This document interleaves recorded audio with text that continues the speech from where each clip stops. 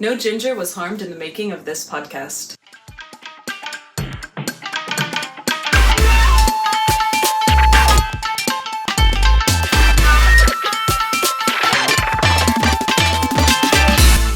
Welcome to the first episode of No Ginger. I'm Samar. I'm Ash, and we are here today to talk about Japan's distinct lack of ginger.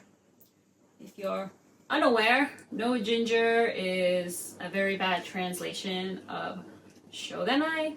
Yeah, shoganai is a Japanese phrase, a very common Japanese phrase that means it can't be helped. Yeah, usually it's used when kind of similar to Crimea River a lot of the times. Kind of like, there might be a solution to this, but it's just going to be a lot of trouble. So, Give it up. give up. Let it go. Or sometimes there truly is nothing to be done. Yeah, it's For the used in both situation. situations, Yeah. I would say. But you will hear this phrase, or if you're living here, you have heard this phrase. Yeah, it's been drilled Many into times. your DNA at this point. That's a great way to put it.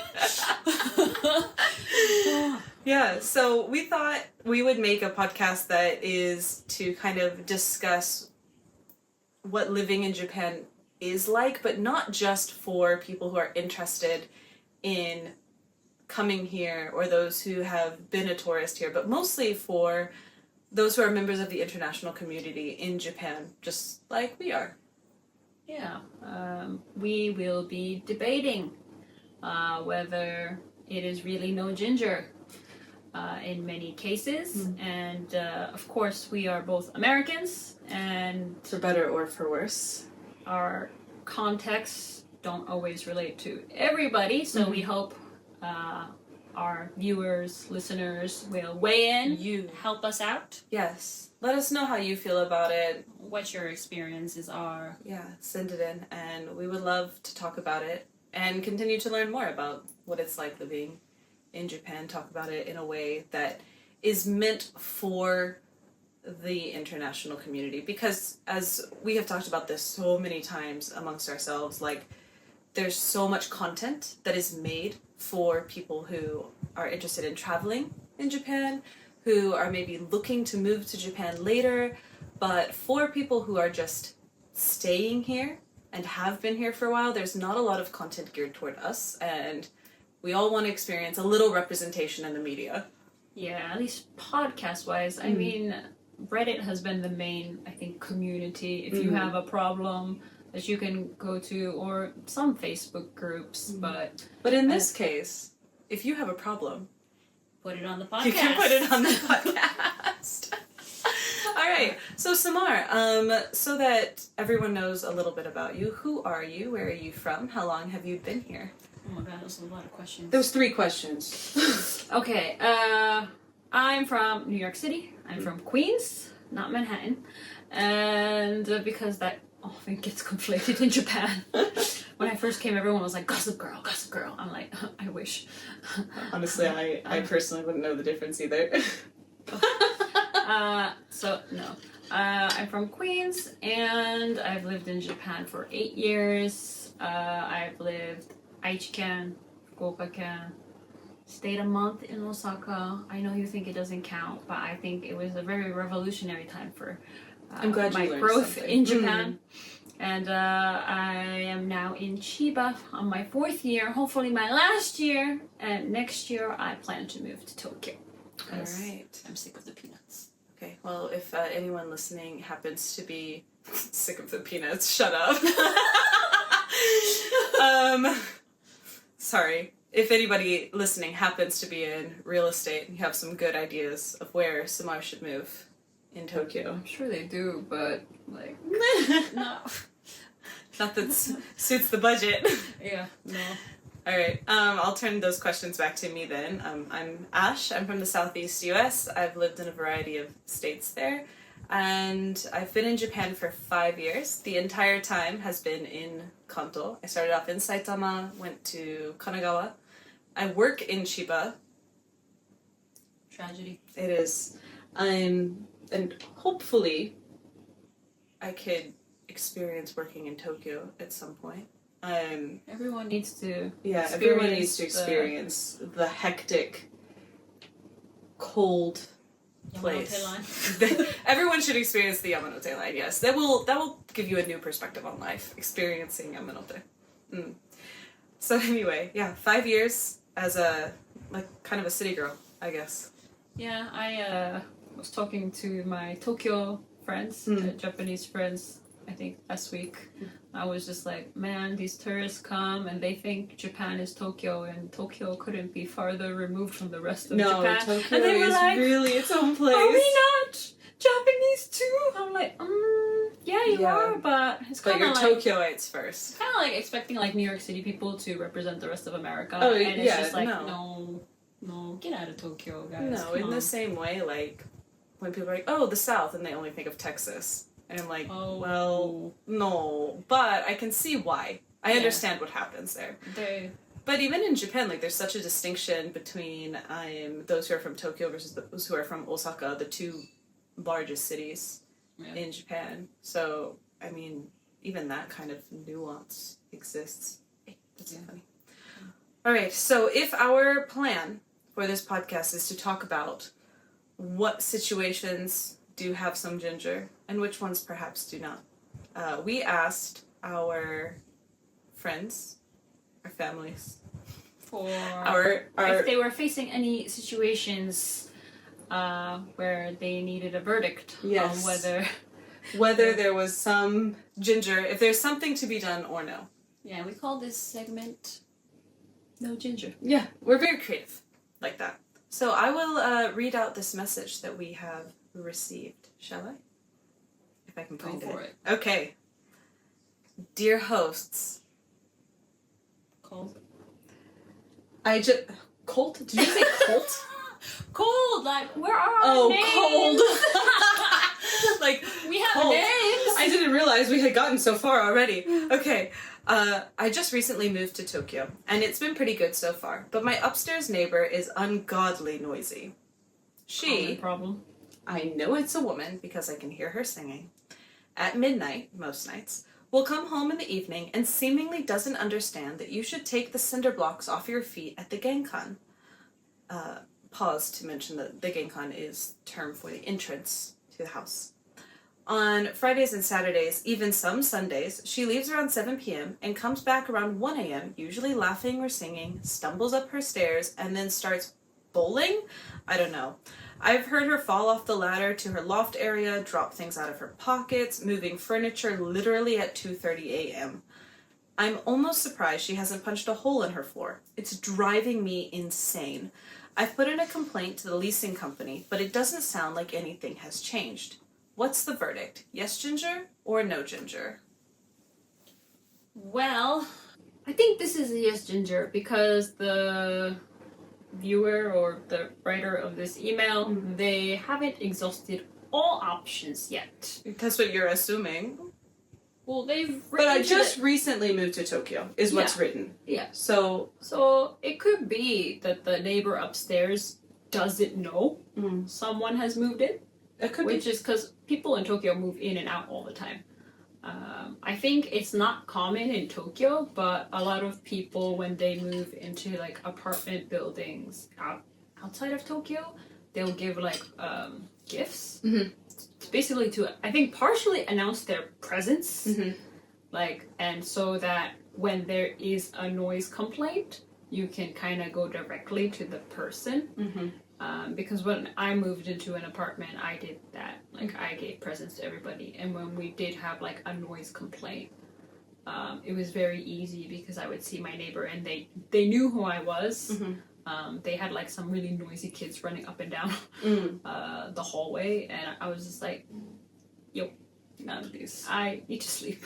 They're like, I'm so sorry. But, like, they know, they see you all the time. But I know it's not as common to like give gifts in Tokyo, but I think announcing your presence in some way might help the emailer out. yeah, I thought like it's kind of a standard practice. I mean, I guess I'm not in Tokyo, but just outside of, so it's, you know, right well, I there. had this fight with somebody. They were like, "We don't do that in Tokyo," and Really? but I don't know because I've Because never lived in here, Tokyo. Where I'm living now, like people, of course, move in, move out all the time. It's just part of life. That's truly the shoganan. You're gonna be moving all over the place. And every time someone moves in, they will knock on the door and provide some sort of either like cookies or tissues, or like maybe like a cleaning supplies. Cleaning towel thing. Yeah, Yeah, something there's like a very that. like, Towel is a big I one. think there's a Japanese word for it, but I forgot the word. I also- yeah. But like you can go to department stores and it's very, there's even like a wrapping for it. Yeah, it's like a And, really specific type of gift that you give. Yeah. And then when they move out to announce that they're leaving, they'll do the same thing again. Provide some sort of again a cleaning thing or like a chocolate or whatever. Now I don't know if this is something that has to be done upon leaving, but it's just my experience in my current place. It's just that when someone moves in, they give a gift, and when someone moves out, they give a gift. And when I moved in here, I was moving in with my partner, so there wasn't a change of lease, so I didn't have to announce. But I think probably everybody figured it out because of the rolling of suitcases repeatedly as I tried to get all my stuff in.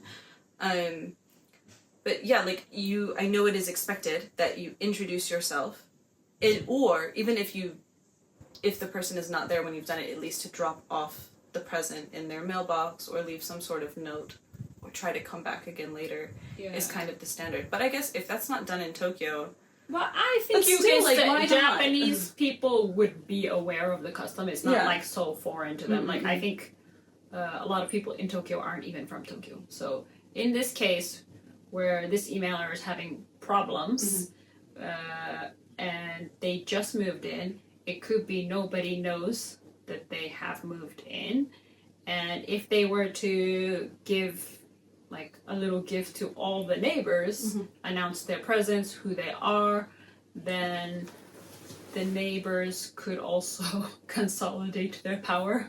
Like they could make allies. yeah, like with the I'm sure neighbors. that this woman has neighbors on either side of her Yeah, who are also frustrated by the noise, especially singing. yeah. Like instruments and loud music, playing instruments is very frowned upon in Tokyo, in your apartment, or even like between neighbors in different houses. I've got a friend who, her neighbor is like an opera singer, but loves to practice at like 10 p.m. And In she, Japan? yeah, That's insane. I know. These walls are not thick enough. No, for I this. know. So, but same thing. She's like, well, I guess I'm going to go and introduce myself just so that I'm able to then be like, hi, I'm sorry, you're disturbing me. Because unless you've introduced yourself to just suddenly be like, hi, you're being noisy, it's so shocking. So you need to have some sort of like predetermined relationship, which can simply be, I'm your neighbor. But without that, Fear me. yeah. Notice me. Stop waking me up. Senpai. Yeah, I mean, this emailer sounds like they haven't done that yet, so I would do that first. The next thing is to escalate. I get like, from now, I would recommend just recording everything. And then if you have to, hopefully you won't come to it, but you can start calling the police on the neighbor. But it's if the leasing company hasn't done anything. I'm curious about this. I've put in a complaint to the leasing company, but like the leasing company, is that the same as the management? Because it should be the building management that will handle. But like they often, what they do is like they will just put up signs for everybody. They don't. Sometimes they'll call people specifically, but if they are not pressured into it, sometimes like it's low on their list of things to do, right? Like calling people to be like, you're so fucking noisy. Yeah. No, like, who they're wants never to do going that?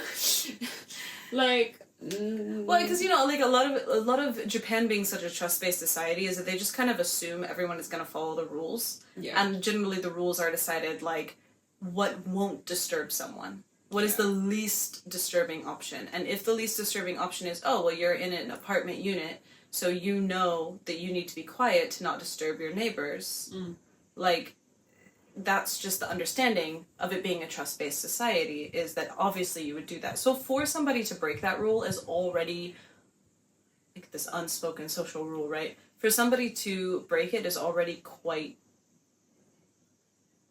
unusual. I wouldn't say it's unusual. The thing with having these like unspoken rules is people don't often realize when they've broken the rules. So there are like two types of people. One, they do it willingly. These are the like small minority, the nefarious type. And then the second type is just people who don't even realize they're being noisy. They don't even realize they're being rude. And like, I would hope for the emailer's sake, you're dealing with number 2 and not number 1, because number 1 is a whole problem unto themselves. Oh, yeah. I'm interested in this, like, moving furniture literally at 2:30 a.m. What are you doing at 2:30 a.m. that requires moving furniture? I'm very interested in this person's life. I'm sorry to this emailer and their issues, but you're more interested in the neighbor. I'm way more interested in what this neighbor is doing. Like, what are you leaving neighbor... at 7 p.m., coming back at 1 a.m., laughing or singing? Okay, so I'm going to assume there was some drinking involved. Moving furniture at 2:30 a.m., like, just what is... I mean, it could be that they're like a night shift worker. It could right? be, And in that case, the way to drive them nuts is, they can tape a speaker to the ceiling and they can play, like, horror music during the daytime. To really, really traumatize them, get that really This is like this is the last straw, like, you've done step, like... You've done the normal things. And Introduced yourself. You've talked to management. You've talked to the police. And at this point, this person, all you can do is traumatize them. You can just get revenge at that point. That's the last piece of ginger. And then if that doesn't work, you just earplugs. Now, you mentioned that you had some neighbors who had kids running up and down the hall, and that was quite noisy and disturbing. Do you have any other neighbor horror stories? Not really, because in general, when I'm at home, I have my headphones on. So, like, I'm actually a great neighbor to have if you have kids, because I don't listen to anything. So I'm, like, in my own world. I lied. Okay. Which is something more interesting. I have this human every fucking day at 4 a.m. And I just hear like... This is the unexpected ASMR. Trigger warning. Yeah, so that one, like, I'll be, like, asleep, and I remember it really disturbed me when I first moved in. And I'm just like, who in their right mind at 4 a.m. is taking a stroll out and, like, coughing up a lung? Oh, truly, like, because it's like they when I've stayed over at yours, like, at you've heard this time, yeah, yes. I've heard it, and it's crazy because it's not like, oh, let me stay inside my house and only disturb my neighbors. They come outside of wherever they're living, whatever unit they're in, to hack up their lung for the entire neighborhood to hear. Yeah, so, because you can hear the distance. Like, they're not right next door to you. Yeah, no, it's weird. It's like a ghost. Like, it's like a phantom every morning. Like, and it drives you nuts just because it's like clockwork every day. And I was actually throwing out the garbage really early in the morning, and I think I finally found, after 4 years, the person who's doing it. And it's like an old person whose back is so broken that they are, like, perpendicular to the ground. And I don't feel sorry for them because they should just stay home. But I think they're taking, like, their morning walks with their broken back. But, like, I came out the door and they saw me and I saw it done and we both froze. And then they continued, like, along the road, like, with their little legs. And I'm like, I'm so happy you are getting your, like, morning walk. But, like, 6 a.m., 7 a.m., would be a more respectable time. It would be. Like, I mean, perhaps there's so many cars at that time that they just don't feel very safe. Could be. I mean, but it's easy to get, like, where they were walking is like a one-way thing where, like, cars usually speed. Like, it would be very easy to go splat. Like, so I don't know what the psychology is behind this behavior. However, I've just adapted, and now I sleep through the noise. So sometimes it requires some. Like, I don't notice it anymore. But when I first moved in, it would drive me nuts. And when I first came to Japan, like, what drove me nuts was like the politicians. Like, one of them parked in front of my building and started screaming. They were just lucky, like, I was leaving for the day, so I was like I can't believe that is like, the worst. It's like 8 a.m. It will be a weekend. It's 8 a.m. and there's just politicians going around on their lovely little K cars with the speaker phones. Yeah, the loudspeakers. You can't understand what they're saying, really, because it's so garbled. It's just noise filling the space. How in the world am I going to want to vote for? First of all, I can't vote. Yeah, we're the wrong people to be appealing to. Like, why? Not that because I know that the people living around me are all Japanese, but I just can't imagine that they are also then like, wow, look at them using a loudspeaker at 8 a.m. I'll vote for them. It's very weird for a society that prizes like quiet. They have a very noisy, like, buildings that don't keep out noise, and then really loud, like, trucks and like politicians and like the imo, like the yaki imo trucks. Oh yes. And then was it the tofu trucks sometimes? Tofu trucks as well. The electric recycling. They're really loud. The garbage trucks sing such a pleasant tune. I don't notice the garbage trucks. The garbage trucks, to me, around where I live, the garbage trucks honestly sound similar to the ice cream truck from like the US. Yeah. So every time I hear it, my brain still goes, "Oh, I need ice cream right now," instead of, "Oh shoot, I forgot to throw out the garbage." Totally incorrect connection of ideas. To connect these noisy neighbors to this, just the noise. I think in Japan, like, there are noises that they find unacceptable and noises that they are just used to. Like, on the train, it's very irritating.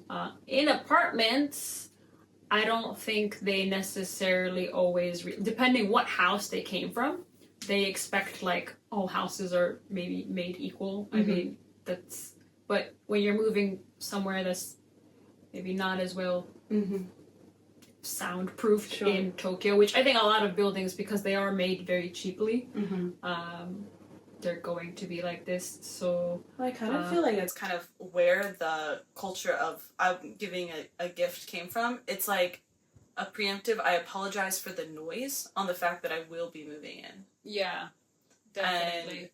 And so, I think a lot of people do it before they actually move all of their stuff into a place. Yeah, some people I think do. So. And so let's say, just like theoretically, that you move to Tokyo next year, as you're hoping.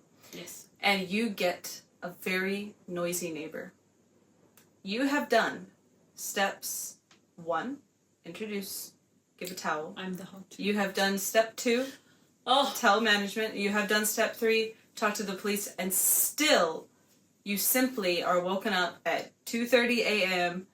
every morning. I don't play that game. What are you doing?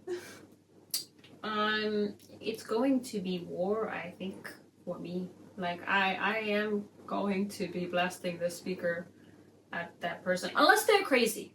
If I know they're crazy, I don't want to be murdered. And, like, Japanese friends have told me, like, one of the highest homicide rates, I don't know if it's true, but they've kind of scared me by telling me, like, neighbors are very likely to kill other neighbors. Like, you know how in the US you're very likely to be killed by somebody you know, like, personally. Well, isn't that just, like, globally true? I think But so, I guess in like, Japan it's like... your neighbors, like, noise. So you give them a towel preemptively to be like, "Oh, here, you can clean up the bloodstains if you have to kill me." I think it's like, please don't kill me. Talk to me first. So that's why I'm like, if I think they're crazy, because, like, I had a friend, she would, like, a couple of friends, they've posted on their Instagram just their neighbors just going nuts, like, screaming and screaming and screaming, and some singing, but a lot of screaming. Like, she clearly lived next to a crazy person. In that case, I wouldn't do anything. I would just really try to move. If they're a normal person and they're just being horrible, and I don't have a fear of being murdered, then I'm taping like a speaker To the wall. to the wall. Then I'm playing whatever annoying sounds I can find. I think I might be the noisy neighbor. I can see that. To be honest, like Yes. in my neighborhood, I think I am the noisy neighbor. Few things. One of them is not safe for work, so we can't say it on this podcast. And the other is that I love singing, and I sing all the time. But you have a nice voice, so Well, thank you, but it's still noise. yeah. I Noise polluter. am, and we.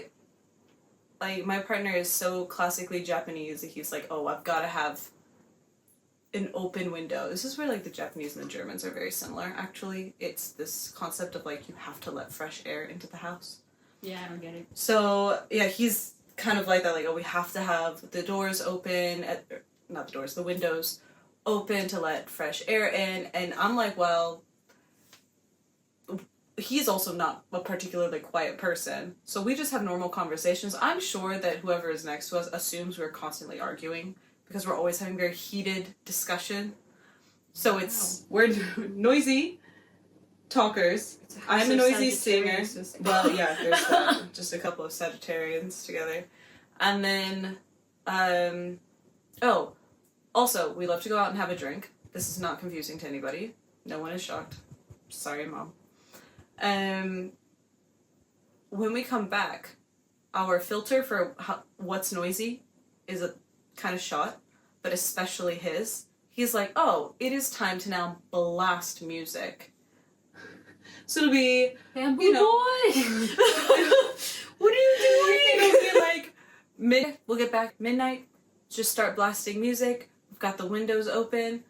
We've definitely forgotten to close windows during certain times. So in my neighborhood, it's probably me. So maybe in the future, Emailer. If I had downstairs neighbors, I would consider apologizing to you. But I have no downstairs neighbors.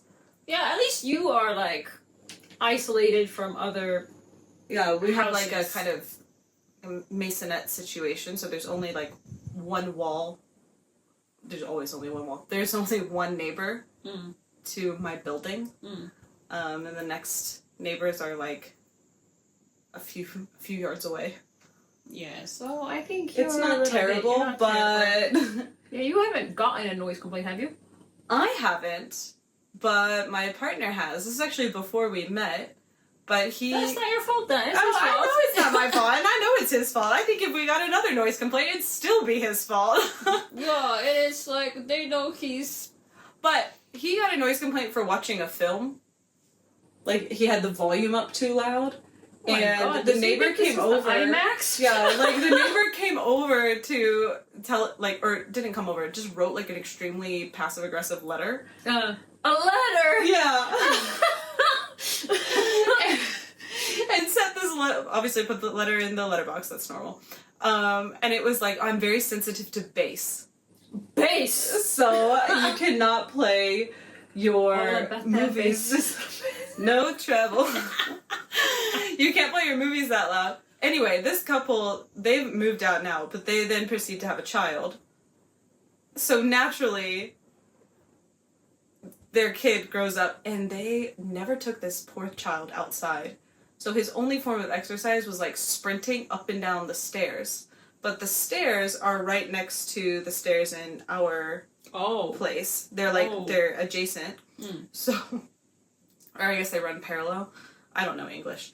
This kid just going up and down the stairs all the time. You just hear the pounding feet and then like him smacking into a wall.